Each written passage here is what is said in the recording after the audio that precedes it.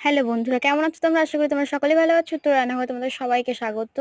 আজকে আমি বানাবো পেয়ারা মাখা। তো পেয়ারা মাখার জন্য নিয়ে নিয়েছি আমি 3-4টে পেয়ারা। জল দিয়ে ভালো করে ধুয়ে নেব। আমার ধোয়া কমপ্লিট, এখন আমি কেটে নেব।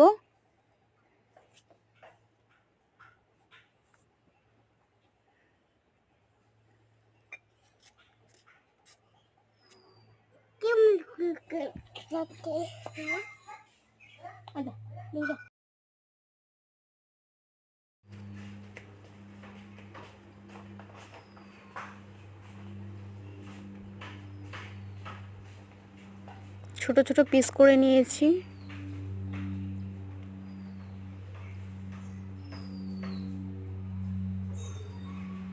এখন পেয়ারাটা